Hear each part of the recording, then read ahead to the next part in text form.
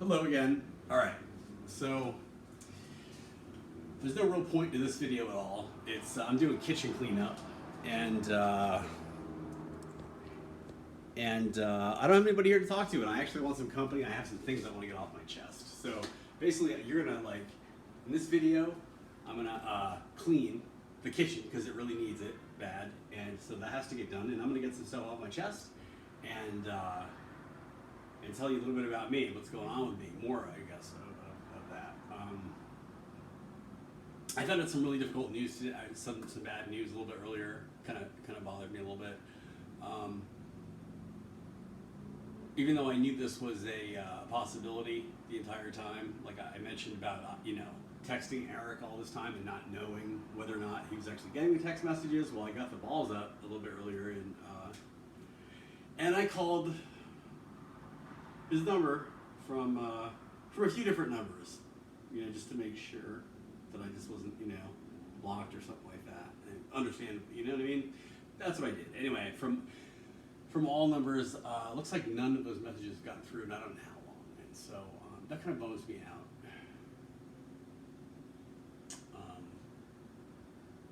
A bit, quite a bit.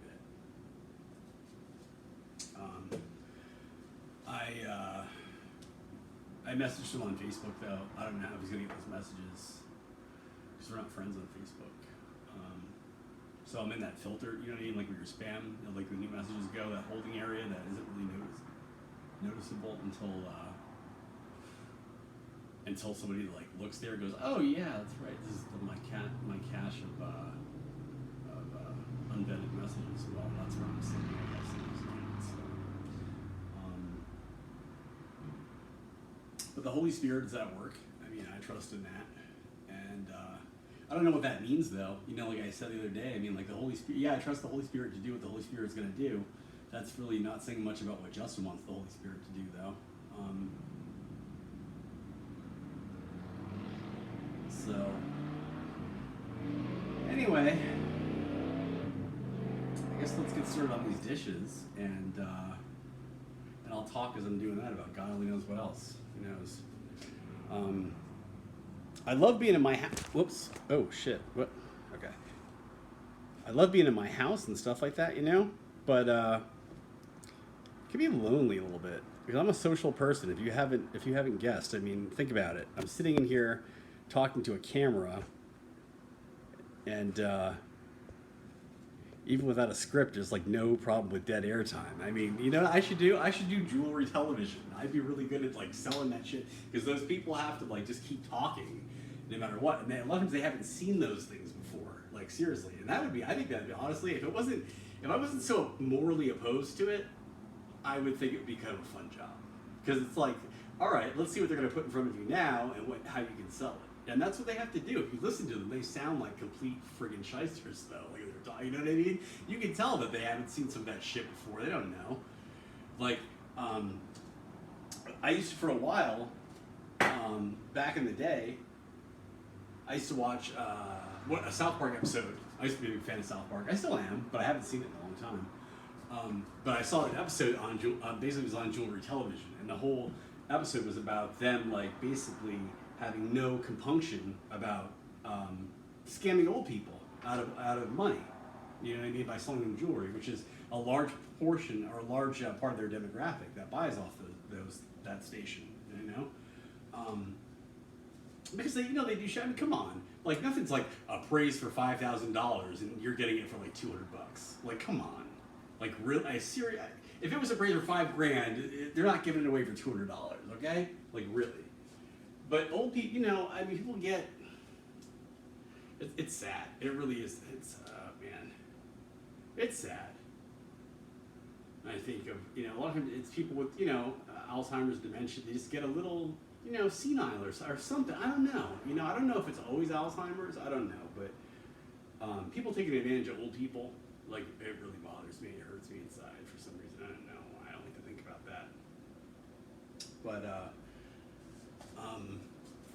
anyway, so in the episode though, that kind of there's a certain amount of humor in it. Not in the old people getting scammed, but actually, yeah, a little bit.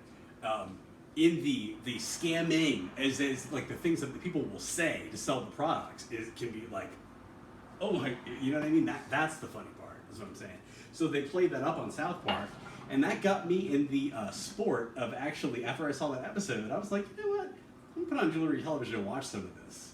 And I started getting in this habit of like where I would watch for fun, just watch it and watch these guys work. And wow, woo. There was like one guy, I still remember his name. His name is Tommy Brown. And that guy could sell ice to Eskimos, I swear to God. And I don't know if he's still on there.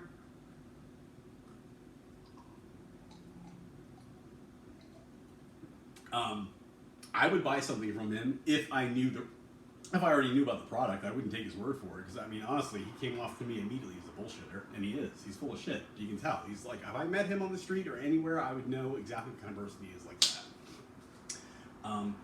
One of the things that's really weird about life is that like some people are not really good at sensing that about people. Like they don't know if you're dealing with someone that's just like, you know what I mean? I can immediately. It's not even. I don't even have to. I couldn't not know. You know how, for example, like you can't look at the word "the" and not read it. You know what I mean? It's impossible. Try to do it. Like look at it. Try to look at like a word like that and to see it, but not read it. You can't do it. Your brain automatically does it. And it's the same sort of thing. Like when I see people like that, when I see shifty, it's like I can't not. You know what I mean? There's nothing I can do. It jumps right out at me, and I know like this isn't someone to be trusted. It's clear. Like. But it's amazing how that is not true. That's why we have a bunch of fake news, right? I mean, people like, it's amazing on social media, the sources that people think are like credible and that they'll go to believe, and consistently too, which is amazing. Like the people that go to these sources consistently choose the absolute wrong places to go. You know what I mean? Only the Holy Spirit does comedy like that. Like too, seriously. It is amazing how consistently dumb people can be. And bypass. Like I put there was a Facebook post I made earlier, not today, I think it was like a day or two ago, where I'm watching people zoom right past the gold and swarm the cubic zirconium. You know, and it's true. I mean, like we see that all the time. It's like, holy shit. They're going like, yeah, I don't want that. Oh, I got the good stuff over here. And they're running for the fucking cubic zirconium, dude. Like, what? Consistently. Not just like, whoops, I made a mistake. It's like, that's what they want. That is so bizarre to me, you know? But hey, it's life. I mean, honestly, let's face it. The stuff we bitch about, if it wasn't there, I have an inkling that the stuff that we enjoy about life wouldn't be quite the same either. It's all kind of tied together. Basically, the people that piss us off are responsible for our happiness, all right? Indirect, you know, oftentimes, I mean, more indirectly or more directly than, you know, at other times than other times. So it's good to keep that in mind. It's hard though. If you're a human being and not a robot, it is hard to keep that in mind. People think I'm pretty good at that, but I'm also pretty good at hiding it as well. Not for myself, you know. I guess what I mean is I have a filter. You know what I mean? I'm not trying to bury anything, but I have a pretty decent filter most of the time. You know, honestly, like when I became homeless, like as it does, it wears a little bit. So like you know what I mean? Like I had this. I'm trying to get back. Excuse me. I'm trying to get back to my level of spiritual like Zen. You know. I remember before I became homeless, when I was praying the daily office every day, there was a period of time nothing could have gotten me angry. I swear to God, nothing. Well, I was drinking a lot too. Maybe that helps a little bit to take the edge off. I don't know, but like no, really. I was so centered from prayer. I mean, I swear to, I think somebody could have came up and beat me with a baseball bat, and I would have been like, "What are you doing?" I mean, you know what I mean? Like,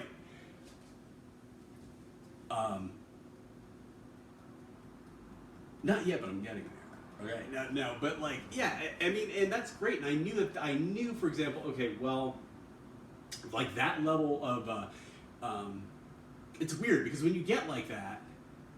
I don't know, for me, and I think most people that do attain that, there's some level of pride there. Like, seriously, you know what I mean? If you are a person that does not lose their shit at all, you take some pride in that.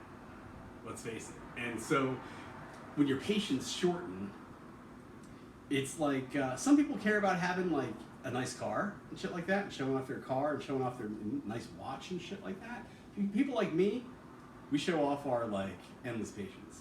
Like that's what we're proud of. That's what we want to, you know what I mean? Because that's what's awesome to us.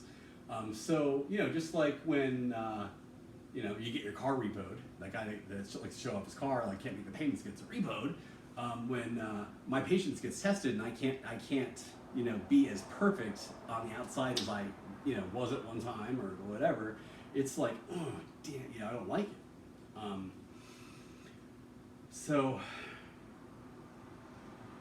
But I have to say, honestly, all things told, man, I held my shit together pretty well on this. I got lucky. I mean, actually, when I say I mean the Holy Spirit led me, is what I mean. Because it had nothing to do with me. Honestly, it really didn't. Like I said, I just said very clear. It is clearer and clearer to me that, like, by the grace of God, go we. I mean, literally. I guarantee you we could ponder that 24 hours a day for the rest of our lives, and still, to the moment we die, you'd still be learning something about it. That's how much. And because God wants it that way. That's just the way it goes, It's a little scary because honestly, like, well, I'll talk about this a little bit later, I think, because can you tell this video is not about cleaning the kitchen already? It's cleaning the kitchen, which is very important. It's still very much secondary to this right now. But that said, I'm gonna make some efforts, make a step or two here.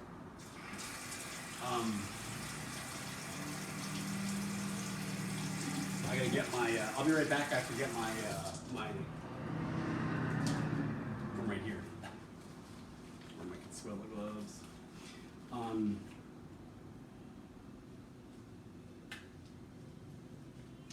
So I'm glad to be home again, to be in a house. It's really cool.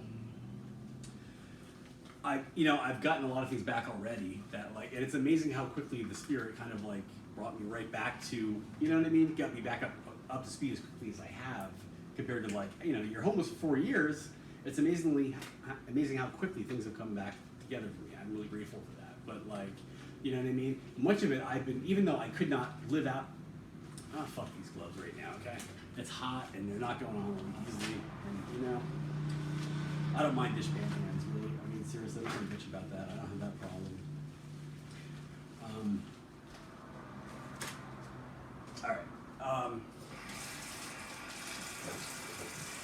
Pretty excited about the pressure cooker. Pretty excited about the crock pot, man.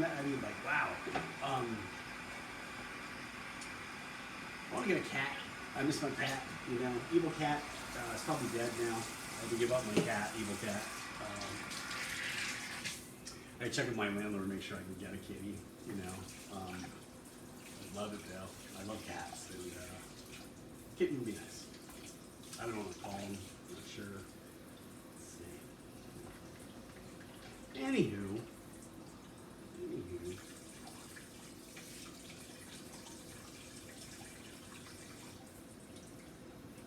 House cleaning is good, House cleaning is a really good metaphor. It's good for everything, Sometimes, when I get really stressed out, and I need to slow down, you know what I do? And take a very long time to do it, is make my bed.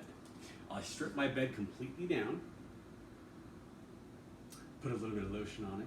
No, just kidding, all right. But I strip my bed completely down, and then I take a protracted amount of time in each step. That's the whole point of okay, now we're going to walk over here, spread this down here, pull this over here, at this speed, and tuck, done, go over to the other side. And what I'm doing is, it's really weird because I don't. My mom has probably never done this in her life, but I picture my mom when I'm doing it. I don't know why. Maybe because I picture my mom making beds a lot or something like that. Because my mom likes to clean, like a lot of moms do. You know what I mean? And for some reason, I don't know why. I don't know why. I have to ask her. Maybe she has more insight into why. Maybe like Charles Manson's mom, she spent a lot of time in bed. No, I'm just kidding. I'm totally kidding. My mom is not like that at all. She's pretty chaste. But actually, Charles Manson. Speaking of which, let's jump subjects right there. I don't know. We'll talk about Charlie Manson for a minute. There's a poor guy. That guy spent most of his life in jail That's pretty fucked up. When you think about it. I mean, how are you going to be okay? By the time he was like with it before the murders, but he was already like fucking occult and strange like that. He was already gone. Like his life was already so fucked already that he had no chance of being normal. Like that's so sad. But anyway, his mother was a prostitute, and like yeah, it just like it sucks. It's like wow, man, holy shit. And the weird thing is like somebody said the other day, I think some people, okay, there are times in our lives like we on Facebook where we are more creators than observers and appreciators. And I've had different cycles in my life. Like sometimes, like when I was homeless, I wasn't posting anything. If you go back and look at my feed, there's like 4 years, like almost like it just dropped off. And now it's like fucking, the last couple of days, the last I think day or two, now my Facebook posts have been more sparse because what I'm doing now is creating these videos and posting them to YouTube so I can get a wider audience. And that's gonna work out. I think I'm gonna stick with that honestly, because like I get these people. I don't know. It's just more accessible that way. I think I'm gonna go with that. So anyway, Charles Manson. What are we gonna say about him? All right. There's a weird relationship with him and Brian Wilson. There's something, if you look it up, there's a connection there. When he was staying in that house out there near Roman Polanski's or whatever, he ran into Brian Wilson. Brian Wilson, poor thing, ran into a bunch of weird people.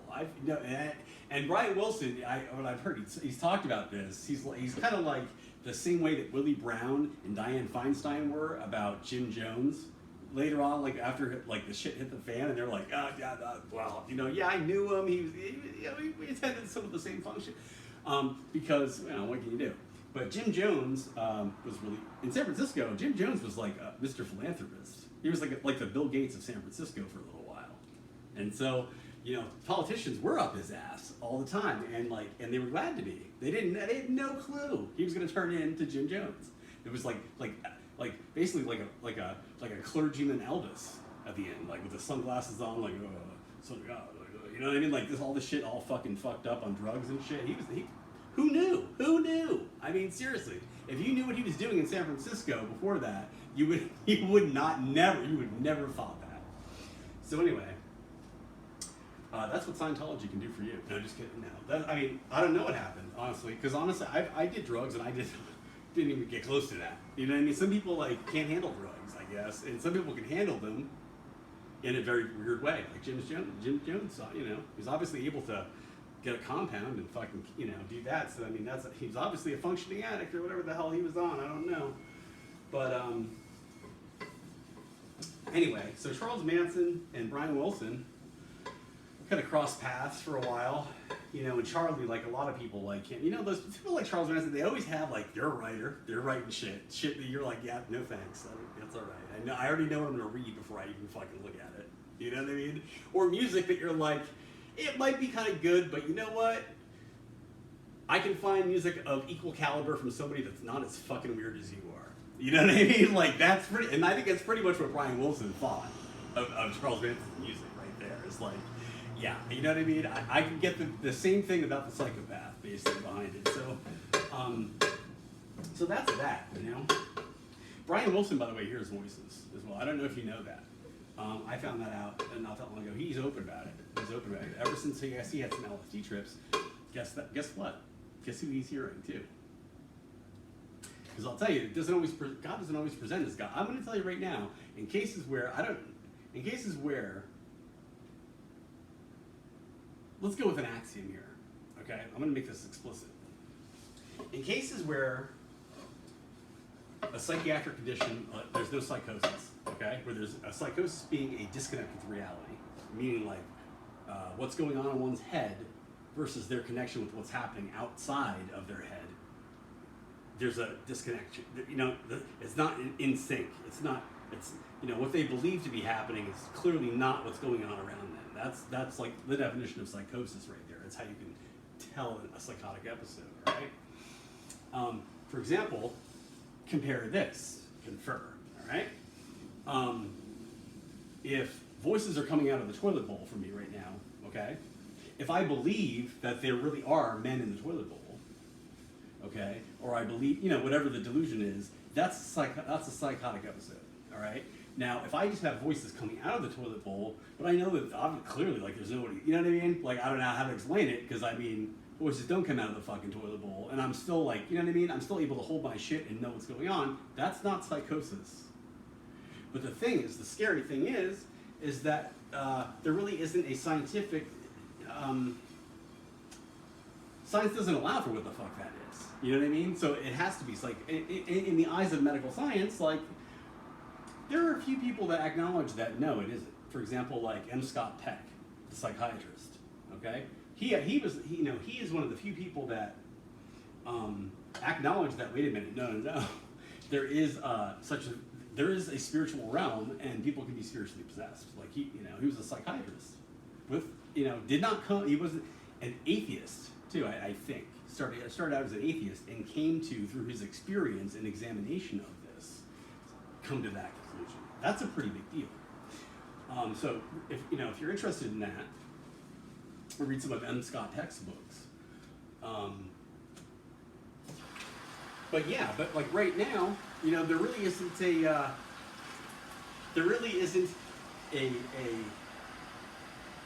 an other for, like, okay, you're hearing voices, but you're not psychotic. Okay, that must be this. It's like, oh, you're hearing voices. Oh, it's psychotic. Okay. Like, no, I mean, it takes more to it than that, And the problem, though, is that, nobody wants to admit that. I have friends that, like, it's weird because all my drug addicts, almost all of them, now I know, like, especially the ones that shoot dope, I know that they're hearing voices. I know. And sometimes they'll admit it, sometimes they're not. They'll definitely not admit it. Like, it depends on the atmosphere. It really does. You know what I mean? I find that, of course, obviously, if I talk about my own experiences, they're more palatable to, like, opening up to, maybe I have heard some, you know what I mean? It depends. I've heard people even vacillate on it. Like, where they told me one day, like, yeah, I'm fucking hearing, like Wired for Sound, honey. And then, like, 2 weeks later, like, yeah, no, I don't have that problem. Like, really, I'm like, oh, yeah. I remember 2 weeks ago, bitch. You know what I mean? Like, but, because, and you can't blame them, though, because really, like, who wants that stigma? It takes a very strong person. Am I calling myself a strong person? Yeah, obviously, yes, I am. And also, somebody needs to do it for somebody. You know what I mean? Like, and so, like, when I worry about stigma, about something like that, I make sure that my fucking hospital quarters are tightened, my kitchen's cleaned first, and then, but then I think about the people that don't have voice. You know what I mean? Even me, tooting my own horn by doing this, but you'll see it's in service of something else. Even me at my most inarticulate is still pretty fucking articulate. You can tell you're not talking to an idiot, and you can tell you're talking to somebody that somewhat, knows a thing or two about a thing or two. And that's important because somebody like that needs to be able to speak for people who cannot do so. And that's important to me. Like, I want to do that with my life. I want to be able to speak for my friend, my stupid drug addict friends who really, who get taken advantage of by a system that just, like, doesn't take the time to understand who they are. You know what I mean? And unfortunately, they get played like a violin because they don't have the intelligence, a lot of them, or they don't have the wherewithal, or whatever, you know what I mean? Circumstances are such that they cannot stand up for themselves. They're the most marginalized people in society, or among them anyway. I don't want to say most because, like, there's a lot of marginalized people in society. The group that I'm most a part of, though, are homeless drug addicts.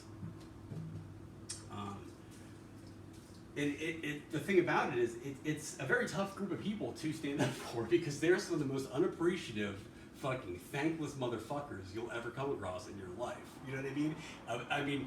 There's some groups of people that are easy to do things for because they make you feel good when you do it. You're like, oh, they'll pat you on the back, they're good. Homeless people will make you feel bad that you ever even took the time. So, you know what I mean? And that's why, like, that is a particularly attractive group of people for me to want to help out because they are the ones that need it most. It's kind of like what Dennis Leary said about, like, when we save the animals. Like, liberals want us only save the cute animals, like the whales and the, whatever. They don't want to save any. If you notice, all the animals that have these campaigns to save are very like attractive, or to humans or whatever, appealing animals to save. Like we want, you know what I mean?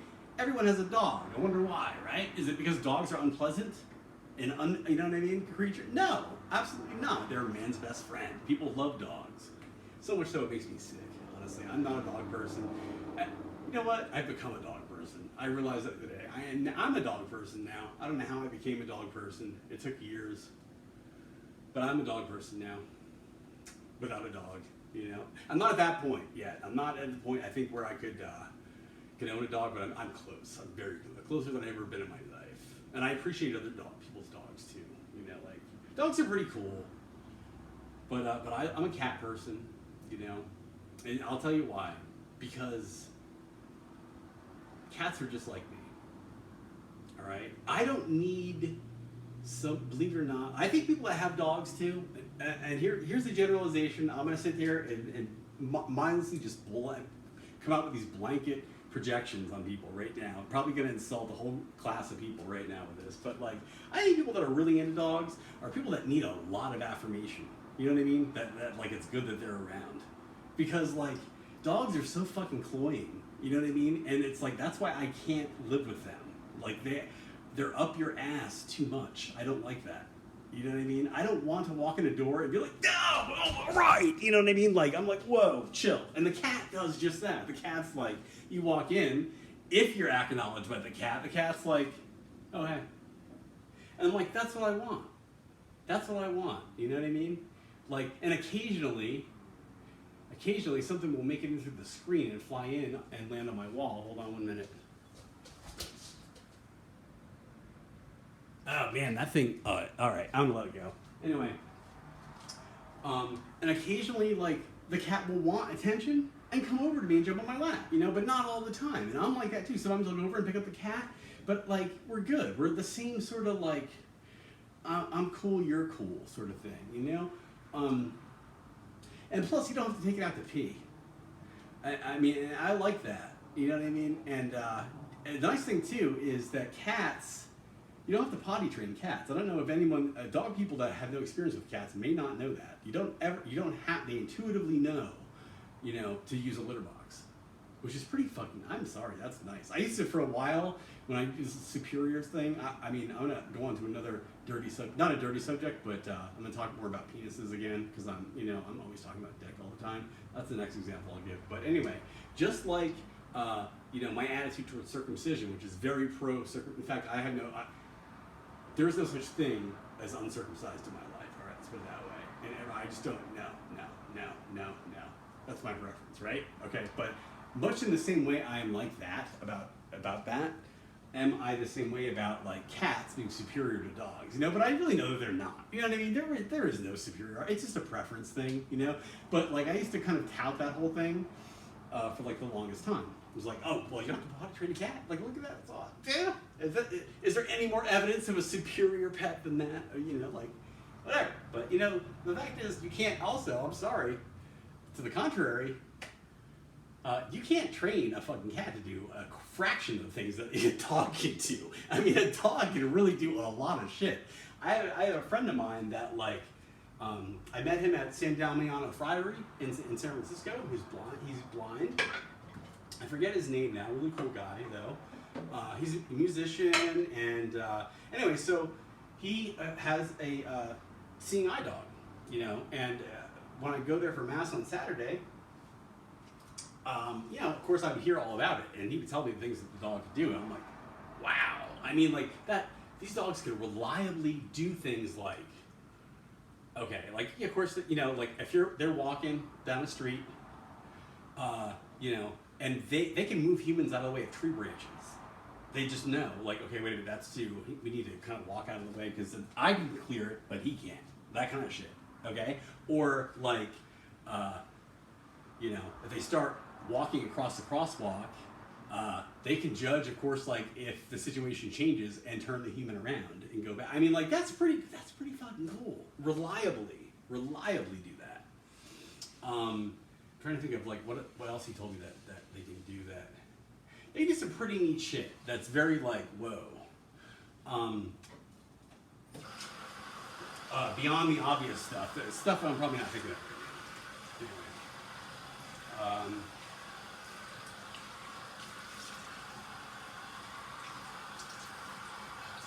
So anyway, yeah, I have this thing for like circumcision. It's uncircumcised. I just don't really, I'm going to want a little tangent about that right now. I just don't know. Everything that I find attractive about the penis is not present in an uncircumcised penis, which is really weird because you can't really argue that the way a penis should be is the way it's not naturally.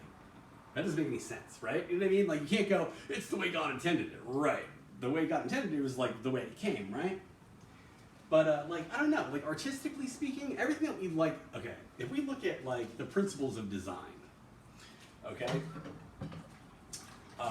like the things in like if we look at lettering, okay, people that design type, the aspects of, I don't have the vocabulary for this, I'm trying to think of like, there are things that excite us about what lines do. That sounds like a veiled drug comment right now for cocaine or something like that, but that's not what I mean. There are things about lines that excite us. But no, like for example, okay, like when I look at a Helvetica 7, a Helvetica 7 has modulating strokes on it, which means that part of the letter has a thinner shape that gradually gets thicker. And Helvetica 7s just have this like, and I think it's called the crotch of the letter. I'm not entirely sure about that, but I think that's right. Which is kind of like, as you can imagine, where would the crotch of a 7 be? You can picture it in your head, okay? From there, which is its thinnest part, if you go down to like the, down to the bottom, again, I've lost the vocabulary for this. I used to know all this stuff. It's been a while since I worked in type. But the stroke gets like thicker. In fact, if I could show it to you, I wish I could. Helvetica is everywhere. I wonder if I can find a Helvetica 7 around right now. Or maybe I can draw one for you. We'll hold off on that, okay? But anyway, when I look at a Helvetica 7, I literally feel like a physiological response in my body. Like it's exciting. Almost like how, well, I don't know. Almost how like when you look at someone that's attractive, I don't know if you know what a penile plasmograph is. It's a device that, I think it's actually, I don't think it's one of those pseudo-scientific devices though. I mean, a lot of people like, you know what I mean? It's basically what it does is, it's a sleeve that attaches to your penis. And what, this, I'm gonna tell you right now, I wouldn't volunteer to have this done on me at all. I mean, the poor people that are subjected to this thing. Basically what they do is they put a sleeve around your penis, and there are wires to it that just like a seismograph does, for detects changes in motion in the earth or whatever. Like, it's what it does in your penis. It detects changes in blood flow based upon your reaction to different stimuli that they put in front of you. And that's, okay, you know what I mean? Like, that could go horribly wrong for all. I mean, I don't know anybody who might not be paranoid about that just a little bit. You know what I mean? Like, but anyway, so about that, how did I get? Okay, so Helvetica 7, penile plasmograph. Oh, there we go. All right. Is that like, in much the same way that we have physiological reactions, like, there's many times that, like, okay, you go into a bank, you see a guy or a girl that you like, I'm not gonna say you're gonna get wood over it, but like you ever just feel like you detect something, like you feel something in your there a little bit. It's not the formation of an erection or anything like that, but it's like you feel a physiological response. And men often feel, like, surprisingly, they say men think with their dicks, like, well, there's a lot of truth to that. A lot of shit does start there, go on down there, and unfortunately a lot of decision making happens because of that too. I mean, it's true. But so yeah. So I mean, like, when I look at a Helvetica 7 though, I have a physiological response almost like that. It's something that, if I were turned on by type, which I'm not, that's what I would feel it there. You know what I mean? That's about the best I can say. There's probably a change in blood pressure when I look at a Helvetica 7 and think about it. A slight change. That would be kind of cool to actually check out. And if you think, wow, that's weird, I'm like, well, then you're not thinking too much, because this is humans. We are just bundles of nerves that respond to our environment in general. Now, we may not think of it that way, but when we eat food, anything that changes people take drugs to what? Change the way they feel, change their mood, change their, you know what I mean? Change not their external environment, but change the way their body's responding to their external environment. That's the whole point, really, of taking drugs, right? Whether it be smoking a cigarette, drinking a cup of coffee, eating ice cream, playing the piano, watching TV, telling jokes, listening to jokes, drinking alcohol, all those things. Even stuff benign like reading a book. These are all things that impact, we have physiological responses to them. So honestly, right there, now that I pointed that out, it doesn't seem at all unusual to say, right? Like when I say I have a physiological response to Helvetica 7s. But the reason why I can tell you this is that more so than I do to other type, it's a stronger reaction. Why? I don't know. I have no idea. No idea why, but I can just tell you that that's what happens. I feel it. It's like, wow. And if I were, it's almost borderline erotic to me, but it's not erotic. But it's like, wow, that's the closest, that's the vocabulary I can use to describe it, the closest anyway. Let's see where we're at. 36 minutes. 36 minutes. Well, anyway.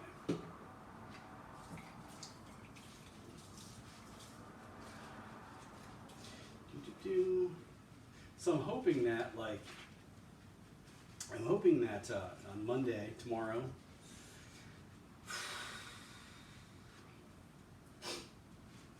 I had to resubmit reporting forms for my CalWorks cash aid because I let them accidentally expire. I didn't realize that. I found out when I went to go, on the date where my money's supposed to get credited to my account.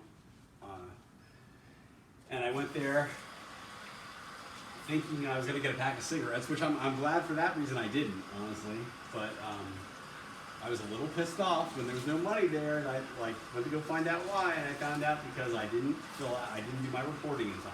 My 6 month, whatever it is, interval of paperwork where you report any changes or confirm there's been none. I missed it, and so that kicked me right out of the cash aid program, and that's why I pay my rent. So I'm a little bit okay, I gotta get that taken care of. So I gotta submit I submitted part of it online. So I have to wait for a call back from them. And the other one, I have to go to the office tomorrow and drop off paperwork. Food stamps is the one I've got to just submit in person. That'll get actually taken care of very quickly. But the other one, I'm just hoping that by the end of the month, what are we at? I think it's the 9th. Alexa, what's the date today? Today is Sunday, September 6th. Okay, the 6th. So, we're still very early in the month. And I have good faith that we'll get it resolved in time. But I'm a little bit concerned, you know what I mean? It's I don't want to have it not get resolved.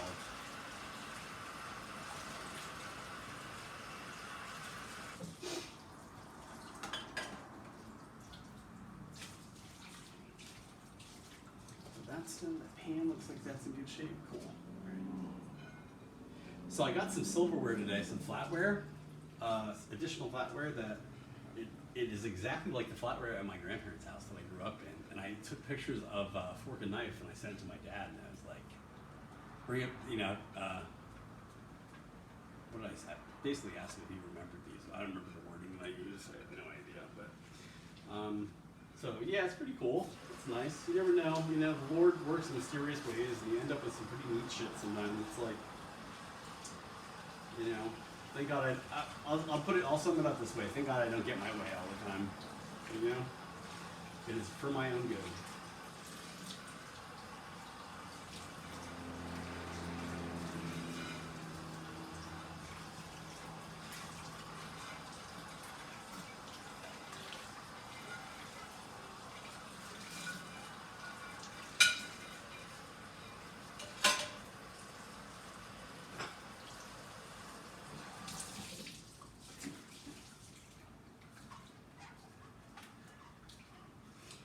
I don't really have much else to say. I don't know.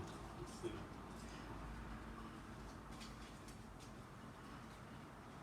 This is kind of doubling as a person in the room, my friend, right now, because I just want company, and there's nobody to come keep me company. Because of coronavirus, of course, that's the only reason. You know, people are actually dying to come over here. I mean, I can't keep them away. I have to turn people away all the time. You know, it's crazy. I mean, in fact, you know, the only reason there's not knock right now because I told them I'm doing a video and just don't knock, you know, for the next few hours because I'm busy. Otherwise, there's incessant knocking at my door. It's crazy. You know, in fact, I had to silence my phone because otherwise you'd hear it ringing constantly. It's just, you know, people just can't get enough of me. I'm really big here. It's awesome. You know, wow. No, I'm not. And the thing is, like, I don't get bothered by it, but sometimes it does get lonely. But it's all right. I'm the type of person, like, I'm really good spending a lot of time by myself, as you can tell. I mean, like, seriously, like, look at me right now. I'm like, yeah. But like anybody, I do like to have, you know, I do want to talk to somebody. And, like, I've been telling Eric, like, for the longest time now, like, you know, begging him to, like, come over and hang out with me. Because I specifically want to hang out with him. You know, and come to, like I said, come to find out earlier, he wasn't getting any of those messages. That kind of like really made me sad. So,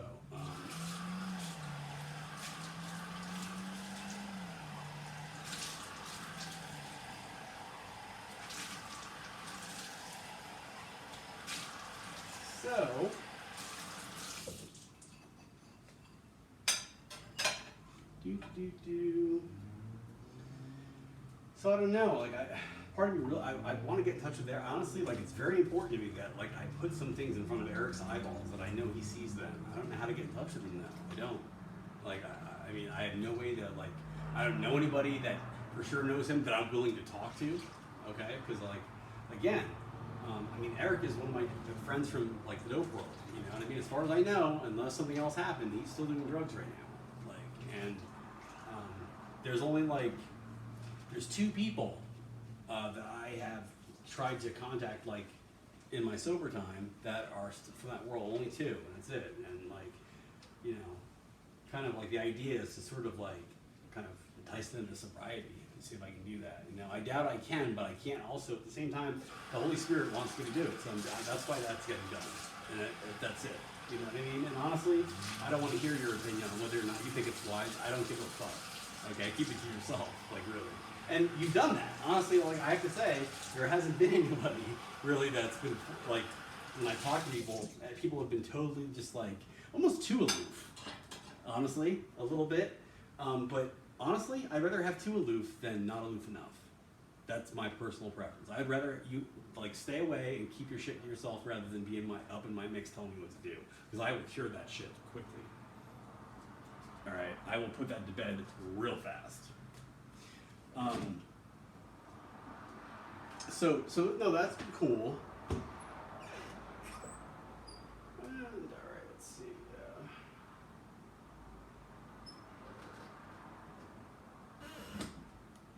I guess we're just gonna use this again that I just washed.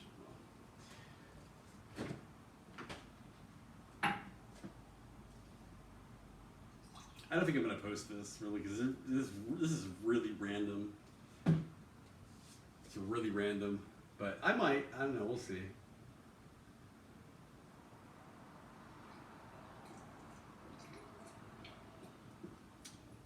I don't like looking this messy, this disorganized. So that if I didn't post it, that would be the biggest reason because I don't like my presentation right now. I'm jumping all over the place. I almost sound like I am on drugs right now with the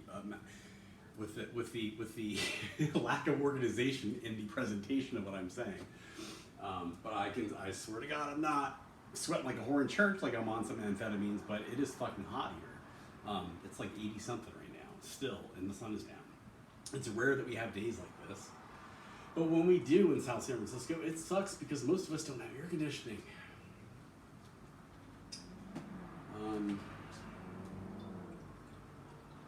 I love air conditioning so much so that I've you know, next year if we're still here, there's a very good chance for me to have an air conditioner for those 10 days where it's nice, because I must have, I love air conditioning. I love it. I think, you know, when I moved to Southern California, when I was 16, very long story, but I moved in with Bob, who's like my best friend for years and years and years. But Bob is the type of guy that, like, we had the air conditioning on. The house was always set to 72 during the day, climate controlled to 72 during the day and 68 at night. Yeah, can you imagine what those PG&E bills were? Like, seriously, ouch. Now, I don't come from a family that's like that. In fact, today, and I don't, see, it's weird. I have to, like, harmonize this, because, like, my dad and his wife are people that, like, you turn the air conditioning on if you really need it. And I'm like, no, it's summertime, okay, you said it, and it always keeps the house at 72 degrees. That's it. Boom. Well, you know what, though? Who's got the money to do that? I mean, that's pretty, you know? So I kind of, like, understand where, you know, you have to be kind of, like, practical about that. But, like, when I was back there, I definitely remember that, like, my threshold for needing air conditioning was definitely high. Is it higher? Or I always forget, like, when you do the threshold thing. But basically, I needed air conditioning a hell of a lot sooner than other people back there. Because because I was used to this climate out here. If you live in the Bay Area, you know, especially here on the peninsula, northern San Mateo County, it's pretty windy. I mean, it's pretty cool here most of the time. We don't have too many hot days, and we definitely don't have a lot of still air, really, either. We don't get that. So, if you've been weaned on this like I have for 22 years, like, you were not ready for the heat and humidity of New England summertime. It is. Even though I grew up there, I grew up in that weather. When I was back there, I couldn't believe that I ever was from there. I was like, how the fuck did I do this? Like, seriously, it was just terrible. I mean, when I grew up in my grandparents' house, like, I don't even remember us having air conditioning back. I don't think that we did. We just had the fan in the window, though we were in Middletown, Rhode Island, right next to the beach. So, I mean, there's something to be said for that. That's a little bit different from being in Worcester, Massachusetts, you know? But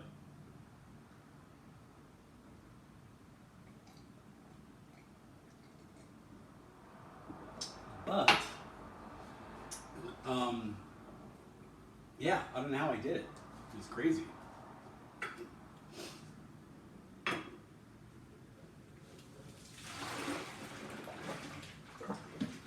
That's how I did it. It was fresh hard water. You know what's really nice, I want to say? When you mop your floors often, and you walk on the floors in bare feet most of the time, like I do, it's like, oh man, the floor it feels so nice under you because you're not getting it dirty because you're not tracking shit in. I don't smoke anymore. I haven't smoked, so I haven't been going in and out. I like literally, last time I went out of the house today to go give a second rice cooker that I received from Margie today to a friend of mine who I thought would need it. And other than that, like, I had not been out of the house except to check the mail. And, you know, I'm like, that's okay. I'm wondering if I'm starting to get cabin fever, though, or not, or if it's okay. I don't know. I mean, the cool thing is this, is I used to live in a car, okay? Like, seriously. So, like, this really, compared to a car, is kind of like a mansion. So, I mean, like, really, you know, I don't feel at all cooped in. I'm amazed.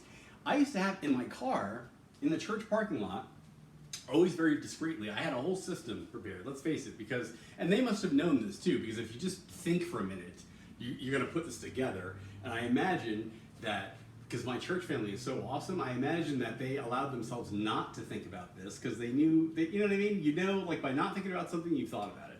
You know what I mean? And you know. And the thing is this, okay, is that, like, how is Justin going to the bathroom living in this car, okay? Because, like, let's face it, he doesn't have a key to the church anymore, and the closest place to use the bathroom is pretty far down the street, like at Walgreens or like right around, you know what I mean? So what's happening there? What's happening there? Because he spends a lot of time in there, and so, like, yeah, all right. So here's what happened, and I'll tell you right now, I got totally comfortable doing that. It was like, it's amazing, and I'm glad I did, because this is the kind of shit you have to do. And here's my system, all right? here's the thing too, is that I felt really grateful to be able to do this because when you're homeless, bathroom time is at a premium. Like, I think all of us, you know what I mean? I don't know about you. I come from a family of men that we spend a lot of time on the shitter. Like, in the sense of like, the shitter is more than just taking a shit. It's like, you know what I mean? You have the after shit period of time, like where you're done, but you're waiting for that feeling to like, all right, now I can get up now. You know what I mean? And that might be like 20 minutes later, after the last turd has come out. You know what I mean? Because you're reading, you're taking your time. You can do that because it's your house, right? Well, when you're homeless, let me tell you right now, I don't know how not all homeless people are constipated, because like the poor homeless people do not get any bathroom time at all. Wherever they are, especially because like you go into a Taco Bell, right? Like you go into Taco Bell and they know you're homeless. Like trust me, and it's for a reason. I have to say, like really, like nobody wants homeless people in their public bathroom because homeless people will fucking destroy your public bathroom. Like that's the truth. You know what I mean? I think honestly, and I'm sorry to say this, but I'm the only homeless person I know that did not destroy bathrooms. I mean, I've been with homeless people that like, they did whatever. I had to clean up, but like I don't like to say that because I don't want to be, like, oh, we did, but I'm telling you the truth. Like, I mean, I didn't run into another homeless person during my tenure of almost 4 years homeless, with another homeless person that had anywhere near the standard of cleanliness that I did when it came to stuff like that, like using a bathroom. Yeah, you can understand it. I mean, like, cause it sucks. It's like, and like one time, there's a certain amount of comedy in it. Like one time, I remember I was up the BART, San Bruno BART, and the woman that works in that station that cleans the bathroom, she's really, really cool. She's a really cool chick, and she's actually really cool to homeless people too. Like I remember, like one time it was raining. Or it was gonna rain. It was kind of like drizzly out, and it was gonna get worse in the forecast. And she saw me, and she's like, "Oh, hey, do you need any plastic trash bags?" Because BART has those big, heavy, those like really like industrial grade trash bags that you can either use for like a poncho or you can use it to cover your shit up with and stuff. And she was always doing that with homeless people. Like, "Hey, do you need any bags?" She's a really nice person. And anyway, the one day. So waiting outside the bathroom, waiting to use it, and she wanted to go in there and clean before I went in, and after the guy that was in there at the time had walked out.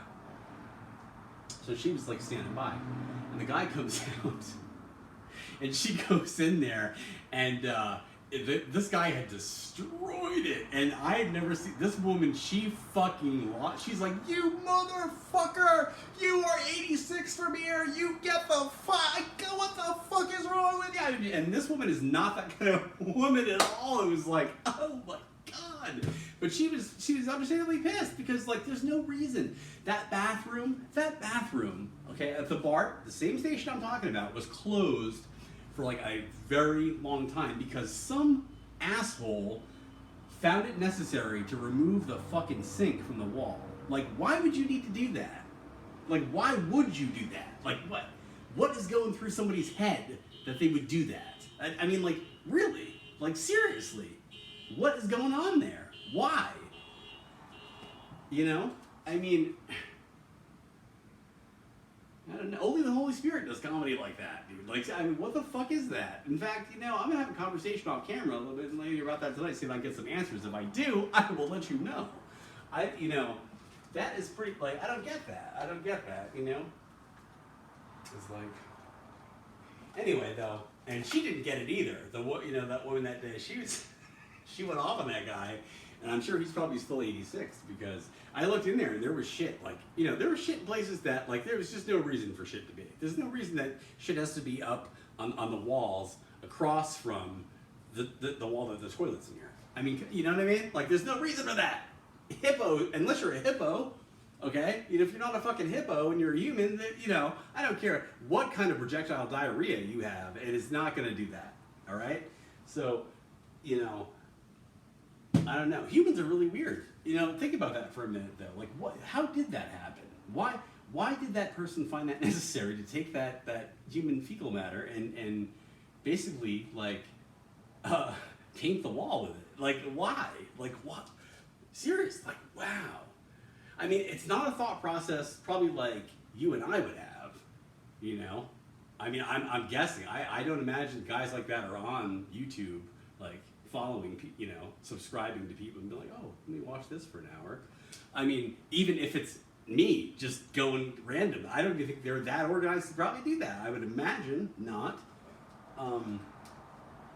But like, yeah, like what is that mind like that does that? Like, I mean, it's not a rational process. I'm sure that they're not like, well, I wrote this shit. We all want to hear that too. People like me, like Joe Friday types, we want to get those guys, like sit them down, and we think we're going to get like a rational, like we're going to beat the guy into submission, where we're going to get like an answer like we would give if we rub shit on a wall. You know what I mean? Like, well, I know it sounds crazy, but it was very, very cold in there. I was very, very stressed out, and I thought I was pissed off at Bart already, and I thought that, you know, I would kill two birds with one stone if I took my shit and I rubbed it on the wall to insulate it a little bit to warm it up, and it would also be a nice fuck you to the agent. It wasn't very nice to me. I mean, you know what I mean? Like, come on. Like, no. It's not going to be anything like that. It's not going to even be a speakable reason. That's the fucked up thing, is that, you know?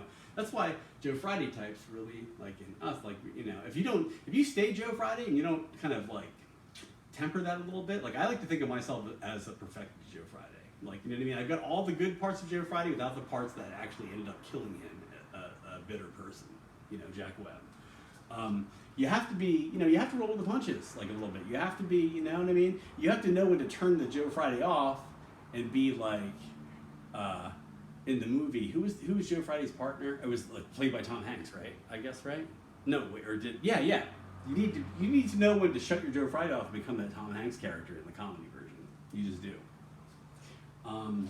Bend or break, either one. Okay, so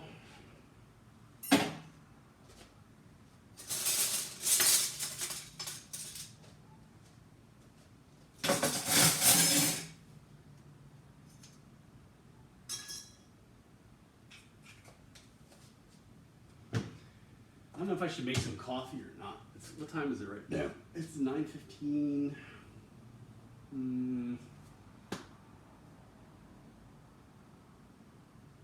Fuck it. I'm gonna make some coffee, I guess. Just because, you know what? Sometimes I don't even want coffee. I'm just getting in the habit of just making coffee all the time. I'm like, let's make coffee. I don't even, like it's almost like, you know, but I'm gonna do it, you know? It's like cigarette replacement therapy. The only problem is it's not cigarette replacement therapy. Unfortunately, a lot of times it whets my fucking appetite for a cigarette. So it's got, unfortunately, that downside too. But I'm doing it anyway because I like coffee. And it's something to do. It's something to drink. I don't know. Better than alcohol. All right, so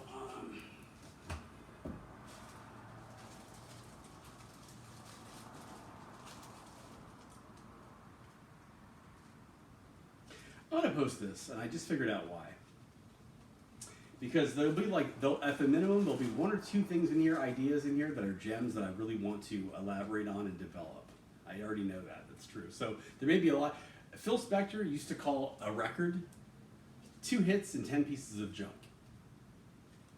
And it's true. It's true. If you look at an album, I don't know. I can maybe name, in fact, I can't even name it, but I think there's been like 1 or 2 albums in the entire, of all of music, of recorded music, there's been 1 or 2 times where I came across an album where I liked pretty much every damn song on it. 1 or 2 times. One time, I think it was 1 time. And I don't even remember what the album was, because I know it wasn't like every single hit was my favorite song. It was like, holy shit, wow, I actually want to listen to all these songs, except for like 1, you know, or can listen to. Yeah, so look, 2 hits and 10 pieces of junk. That's so true, man. Like, think about it. I don't care who you are. Pick your favorite band. Like, 2 hits and 10 pieces of junk, really. That's why, like, now, though, you see more singles, because we're not limited to, like, you know, back in the day, it was vinyl, and you had to fill the space. You know what I mean? So now, though, like, you don't have to do that, which is kind of cool. So, like, I think it's, you know, in theory, it should lead to better releases by artists, because now not like they just have to fill the space with something. It's all digital now, you know what I mean? You can release a single, no problem. Phil Spector actually released, in fact, you know, at the time, he was known for pioneering releases and singles, more so, and he started a big thing with that, so that's kind of cool. The first stereo LP record came out in 1958, and the first artist to record on it was Frank Sinatra.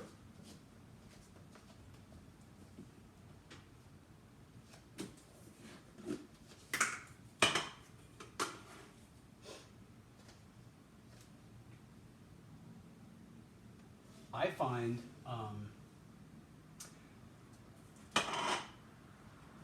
analog recording technology is amazing to me. Like, it's more amazing than digital for some strange reason. I don't know why. Like, I'm amazed. Think about this. Like, wrap your head around this for a moment. Look at think about a record, how a record works, like a phonograph record, and a vinyl, you know, an LP. All right? You have grooves, and there are two channels in that groove, okay, which move the stylus from side to side, and then up and down. All right? Now, isn't it amazing to think that you can record exact reproductions of any sound that we can hear exactly by creating a series of notches in a piece of plastic and play it back, and it will sound like a jet or a fucking, or me singing. You can basically encode my voice in a piece of plastic with the right series of bumps and notches and grooves. Like that's fucking amazing to me. Who even thought of that? I mean, like, seriously, like, who came up with that? Like, for some strange reason, like, the technology behind the CD isn't as wowing to me. I'm like, okay, encode it in a bunch of zeros and ones. That's kind of cool. That's neat. But it's far more amazing to me to see, like, maybe because it's more, like, tangible. It's more like, okay, like, literally, like, right in front of your face. You know what I mean? Like, there's a lot going on with, like, digitalization of something that, like, you and I don't understand all the mechanics of it.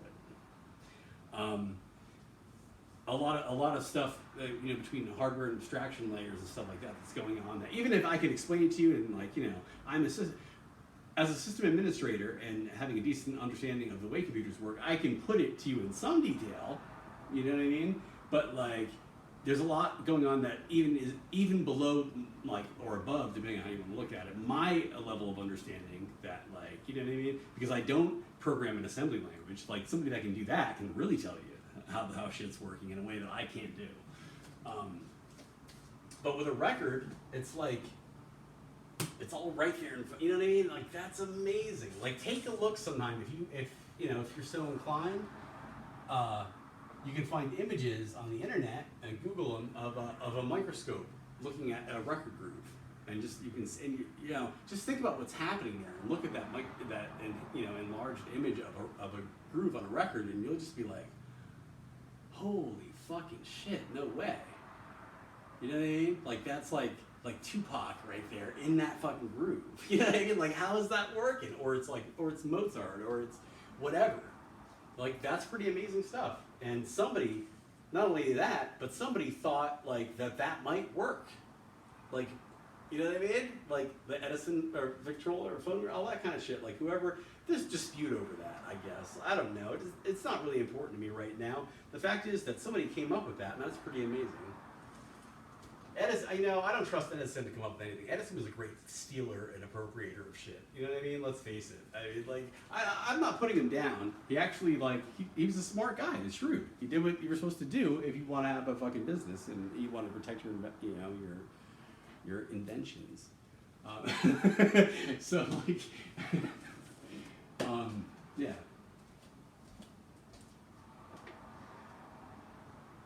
But, I just have, doubts over whether he was the first person ever to come up with the electric light or the phonograph. Let's put it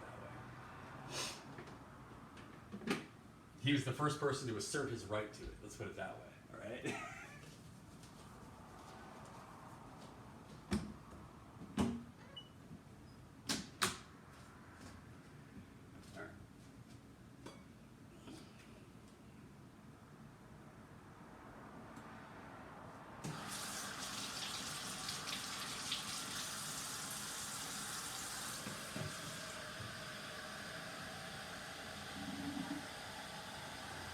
Let me see if I have anything special to say about making coffee. Not that I can think of right now. I don't know. I think that, you know,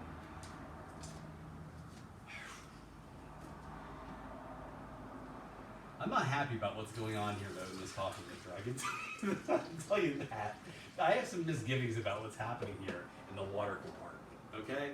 Like, because as you know, I mean, let's face it, anything that has standing, like, sits, that's wet all the time is going to get fucking nasty. You know what I mean?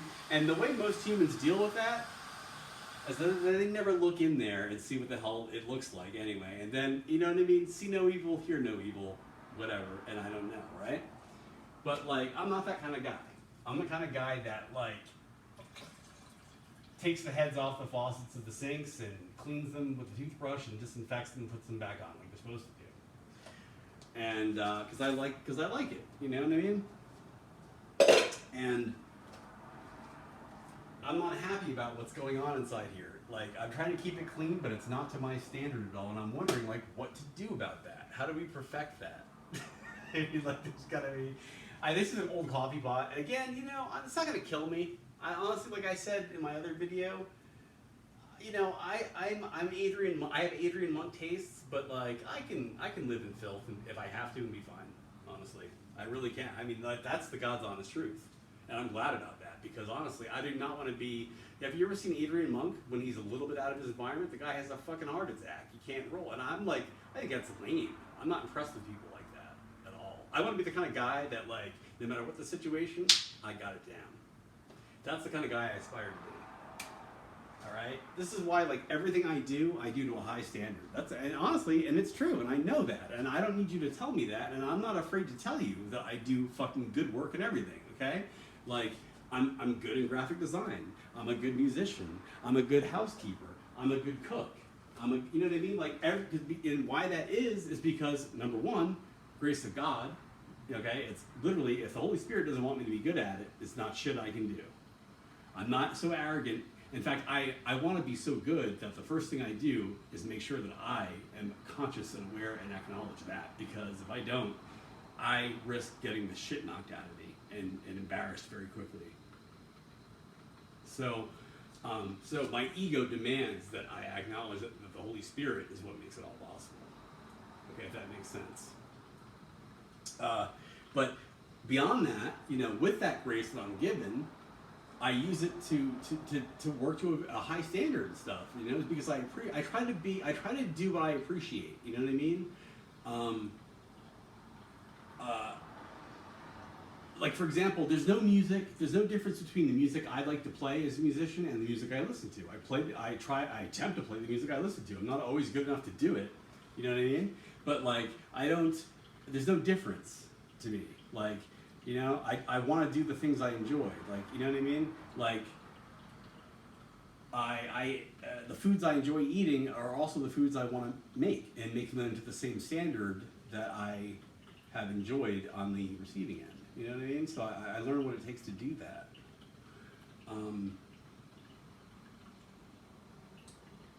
You know, it's weird because on the one hand, I feel like this is elementary. I feel like, of course, you know, but a lot of people don't think I've learned that this is worth kind of pointing out because I've seen a lot of other people also see, like, not everybody thinks that way. Not everyone thinks the way I do, and not everybody, you know, it's not the same for everybody. It's not a given. That's like, I think one of the biggest things we as humans, all of us humans do, is tend to automatically assume that people are coming from the same place that we are, barring any other input. You know, and we'll always do that. It's our nature to do it, you know. And oftentimes it works fine if we're not checked anyway. So, I mean, like, you know what I mean? It's not a bad idea. It really isn't. Oftentimes it's a very good thing to do, you know. You know, some people make the wrong assumptions consistently. Like, for example, like, have you ever met one of those people that they assume that, like, you don't know what they know all the time? You know what I mean? Like they're, you know what I mean? Like, whereas, like, you must be dumb in their eye. You can tell that they think you're very smart because literally you couldn't possibly have the understanding that they do. And the weird thing is like, my old teacher, Wynn Johnson, I aspire to what he does, which is pretty cool. Like, and it wasn't always accurate. You know what I mean? But it did the right thing. And what he would do is he would do the exact opposite. He would kind of treat you as if you, of course, you already had the same knowledge that he did. You know what I mean? And like when you were talking to him, like he would be explaining something, he'd be like, and you, of course, you know, you probably know, blah, blah, blah, blah, and he would go on, and you'd be sitting there thinking, like, actually, I fucking have no clue about that, but okay, all right. You know what I mean? And like you felt good about it because he wasn't going, you know, and you probably don't know about this, but like, nah. That's what I'm talking about. I'm talking about people that do that it's in a real condescending kind of way. Not somebody like me who's an explainer. Like, I will explain shit in just a way that I just want you to know. You know what I mean? And I try to do it in a way that, you know what I mean? I don't even have to, I treat everybody like a peer. It's just the way it is. I don't look down on people at all because everybody I just talk to like I talk to myself. I literally, you know, when I'm a dick, trust me, it's because I talk to myself exactly the same way. I do not have a different standard for talking to other people. When I bitch people out or whatever, I bitch myself out in exactly those words. And exactly those, I have no different standard. And if anything, I try to have an easier standard on other people than I do myself when it comes to that. Because you gotta. It's all not just to be nice, but because you know what? Because people suck. I'll tell you the real reason for this. It's because people suck. And instead of when you attack people, even justifiably, for something they've done wrong, instead of having like the normal rational reaction of going, you know what? Yes, I've done wrong. I apologize, and I'm going to do better. Most humans don't do that. Most humans get defensive, resentful, and say, fuck you, I'm going to double down and do it worse now. Like, yeah. So if you really want to get the results out of the human, okay, you're gonna have to back off on ripping them a new asshole because that's just gonna piss them off, and they're not gonna do the right thing because they're not mature enough. You know what I mean? Honestly, I've never had that kind of, I don't know, it's weird. Maybe because I'm sort of authoritarian, that means that like when I'm not in a position of authority, I have a natural like inclination to be very obedient.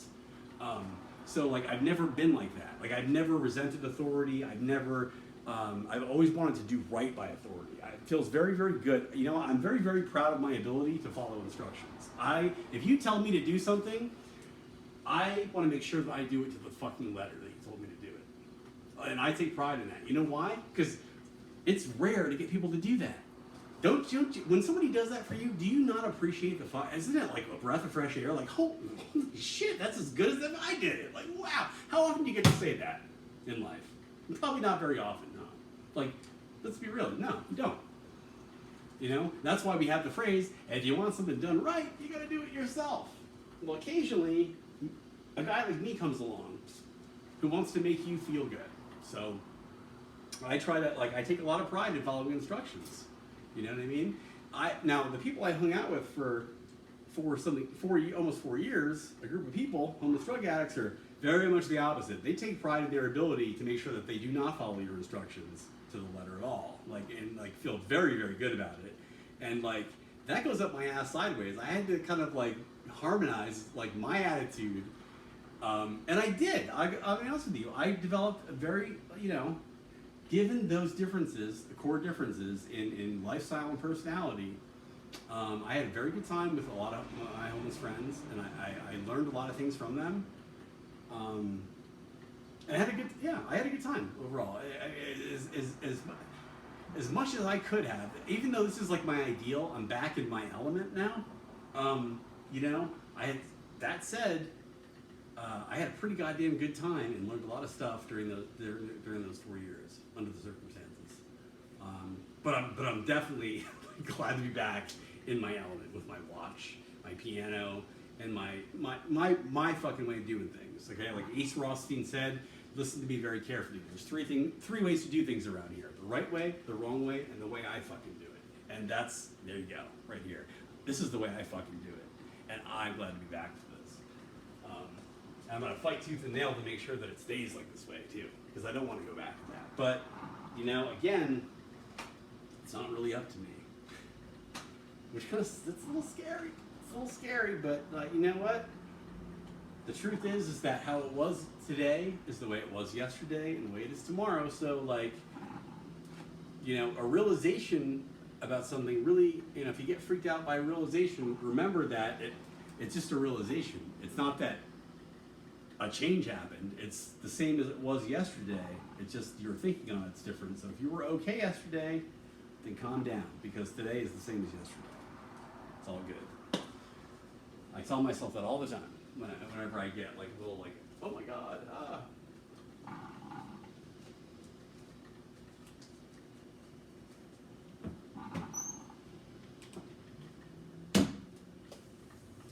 So we got over here, look at this, I got a coffee grinder I haven't used yet. I don't know, eventually I'll use that. I got some of the housewares that I got. I got some tea going on up there. I got some vinegar, which I got to descale the coffee maker soon, I guess. I don't know. And, interesting thing on the subject of descaling coffee makers is that, like, first of all, I guess a lot of people don't know about descaling coffee makers, which amazes me because, like, I grew up in a household, like, where, we descale coffee makers. I mean, and my family is not, by any stretch of the imagination, they are not type A, like, neat freaks or housekeepers at all. Like, they're pretty, like,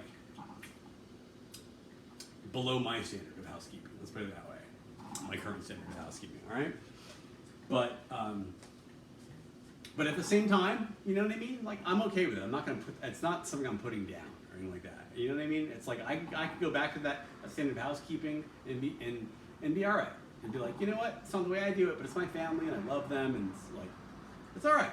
I don't have to put it down or whatever, but calling it a spade, like, it's not the way I do stuff. It's significantly, like, less, I'm trying to not put it down while putting it down. You know what I mean? So you get what I mean by that? Yes, you do. You're a pretty smart guy or a pretty smart girl. All right. So,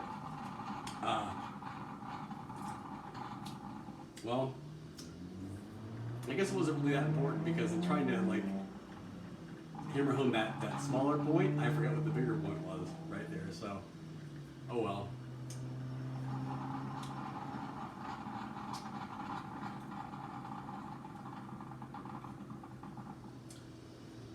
That is a very beautiful picture of the Virgin Mary on the wall there. I like it a lot.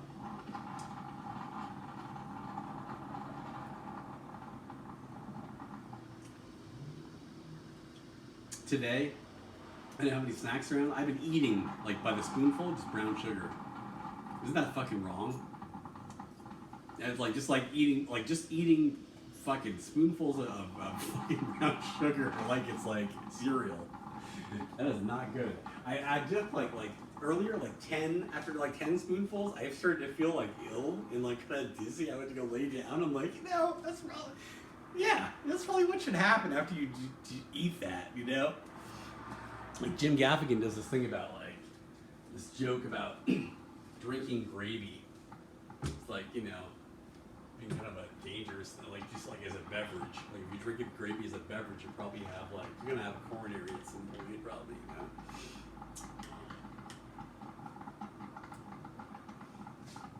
There you go. I'm actually gonna take a spoonful of it right now because I need to have some. Probably thinking I don't need to have any sugar. I'm pretty wound up as it is right now, but it's true, yes. But I'm gonna do it. You know why?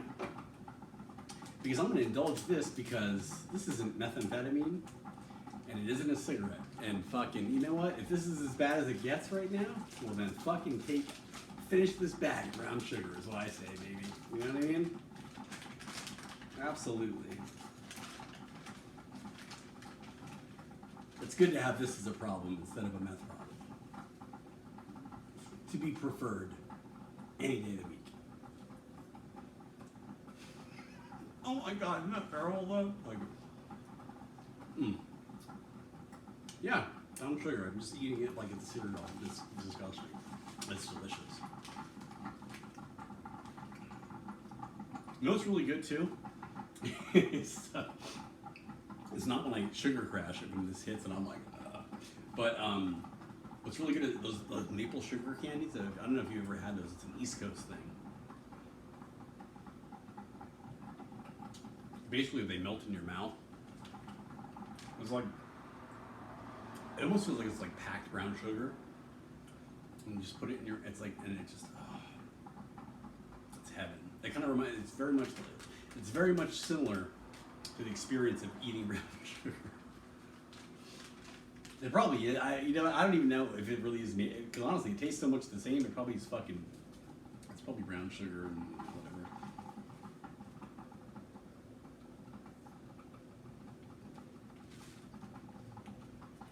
We've all been like the victims of fraud too. By the way, about maple syrup. The odds are when you're eating maple syrup, but it's not maple syrup. It's some god only knows what synthetic shit.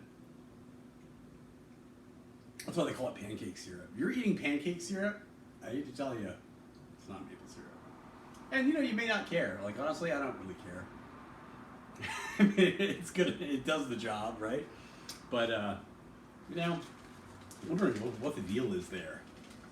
Is it like save the trees thing or what? You know what I mean? Are they trying to phase us out of the maple syrup or what? I don't know.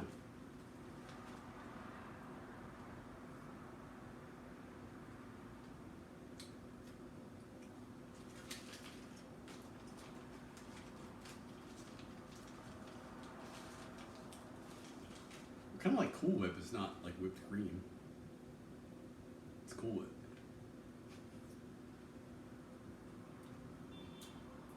Cool Whip. Whip. All right. Oh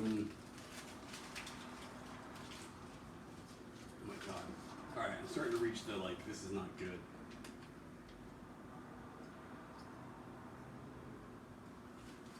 You know what's really weird? Was that like I kind of like made peace with smoking a long time ago.